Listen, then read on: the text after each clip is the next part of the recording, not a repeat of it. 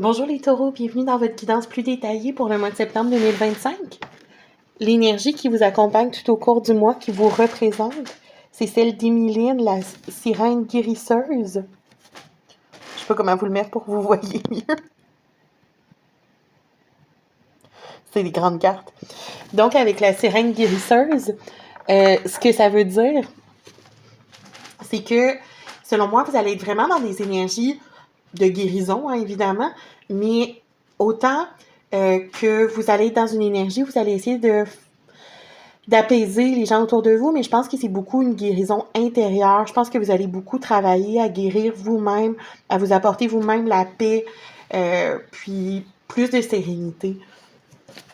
Entre autres, en refusant certaines propositions, certaines opportunités, certains projets qui vous conviennent moins ou des relations carrément.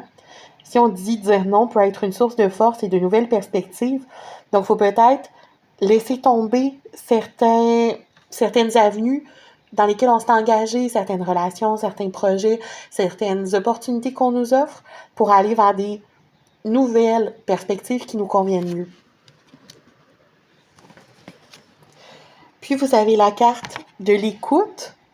Moi, je pense ici que c'est pas d'écouter les autres. Je pense que c'est vraiment d'écouter votre intuition, votre enfant intérieur aussi, parce qu'ici, on dirait que c'est une enfant sur la carte plutôt.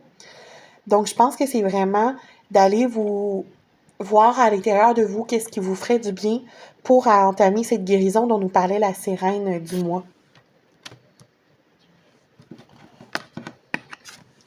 Pour les cartes de tarot, on a la reine de bâton. Moi, je pense que c'est l'énergie dans laquelle vous étiez, d'être dans une énergie vraiment intense, flamboyante ou très charismatique, où vous affichiez une attitude où vous vouliez vraiment rayonner, puis performer, puis réussir sur tous les plans. Et là, je pense que vous êtes tombé dans le 4 de coupe, c'est-à-dire l'insatisfaction. Vous voyez juste ce que vous avez perdu, ce que vous n'avez pas, et non ce qu'il reste. Je pense que certaines choses, c'est ça, parce que vous devez dire non à cause que vous avez peut-être moins d'énergie, puis vous devez vous concentrer sur votre guérison. Vous vous sentez dans l'insatisfaction. Mais en fait, ça veut juste faire de la place pour une nouvelle passion, pour un projet qui vous enthousiasme beaucoup plus, qui est vraiment un projet du cœur, avec l'as de coupe, qui parle d'aller vraiment vers sa vocation, vers un projet avec lequel on va se sentir vraiment en symbiose avec la coupe, qui va vraiment nous combler au point de vue des émotions. Ensuite, avec le normand, on a la lettre.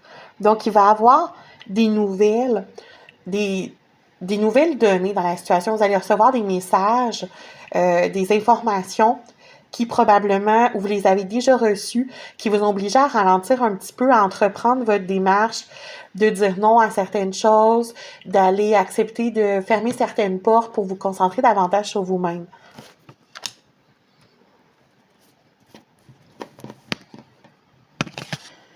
Puis vous avez les oiseaux. Les oiseaux parlent à la fois de liberté, mais aussi de communication. Donc, avec l'idée de la lettre, j'avais l'impression qu'on était peut-être dans le fait, on restait peut-être dans des informations, des messages qui étaient communiqués, ou l'idée que faut peut-être que vous guérissiez par la parole, par le fait de vous confier. Ça peut être la thérapie, mais juste se confier aussi à un ami, écrire dans un journal intime. Donc, je pense qu'il y aurait peut-être de ça. Le côté liberté peut être présent aussi avec le fait que dire non à certaines choses, ça vous permet de retrouver la liberté, d'aller vers votre as de coupe, vers le projet qui vous satisfera davantage, qui va vraiment vous combler. Puis, vous avez l'énergie du jardin. Donc là, ici, on peut parler de rencontres. On peut parler d'esprit de communauté, d'esprit de rencontre en groupe. Pas forcément de rencontre amoureuse, mais peut-être que le fait de socialiser, ça va vous permettre aussi. Il y a peut-être une partie de la guérison, c'est ça. Je vois moins une guérison vraiment solitaire que vous allez entamer, mais vraiment une guérison où vous allez parler, voir des amis, sortir, être en groupe, puis communiquer pour essayer de vous changer les idées, puis de purifier un peu vos énergies, mais en étant dans les bonnes énergies de gens autour de vous et non reclus. Là. On a, avec l'oracle du destin sacré, on a le voyage. Donc, ici, avec le voyage, qu'est-ce qui m'a un petit peu arrêté sur la carte? C'est qu'on a vraiment comme un premier mammifère marin, là. Je saurais pas dire tout à fait. Je pense que c'est une baleine, probablement, mais qui traîne une autre baleine, qui s'est envolée en traînant une autre baleine par des ficelles. Donc, qui porte l'autre baleine. Je sais pas si comment vous allez mieux voir. Sinon, le focus se fait pas.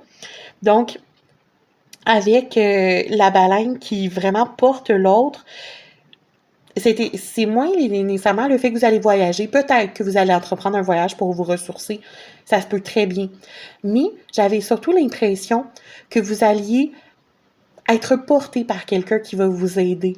Donc, avec cette énergie qu'on ressentait déjà, que vous alliez être dans l'esprit de communauté pour guérir, que vous alliez vous entourer des bonnes personnes pour guérir, j'ai l'impression que peut-être il va y avoir de l'entraide entre vous et une autre personne qui allait vous aider mutuellement à être dans des énergies plus apaisées, à guérir certaines blessures, à retrouver une paix intérieure. Puis, je vous ai tiré une carte de l'oracle Dis-moi que tu m'aimes pour aller dans le domaine plus sentimental à proprement parler, qui parle de séduction, de tentation et de flirt. Donc ça, qu'est-ce que ça venait dire pour moi? Étant donné le reste de votre guidance, c'est que vous n'êtes probablement pas dans un bon moment pour vous engager si ce n'est pas déjà le cas. Je pense que vous êtes vraiment dans des énergies où il faut vous concentrer sur vous, que entreprendre des relations en ce moment, vous n'êtes peut-être pas émotionnellement disponible puis que ça resterait dans l'ordre du flirt, ce qui est correct si ça vous tente, mais il ne faut peut-être pas s'attendre en ce moment à s'engager dans une relation amoureuse à long terme si c'est pas déjà le cas. Ça veut pas dire, si vous êtes en relation amoureuse à long terme, ça veut pas dire que vous allez vous séparer. Mais peut-être qu'en ce moment, votre énergie va être moins là-dessus. Puis pour les célibataires, je voyais vraiment plus l'idée que c'était pas le bon moment là, d'essayer de trouver le partenaire à long terme, qu'on n'allait pas être tout à fait dans des énergies favorables à ça, vu qu'il faut vraiment entamer un travail intérieur en ce moment.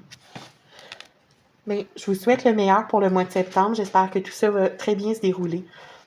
Merci les taureaux.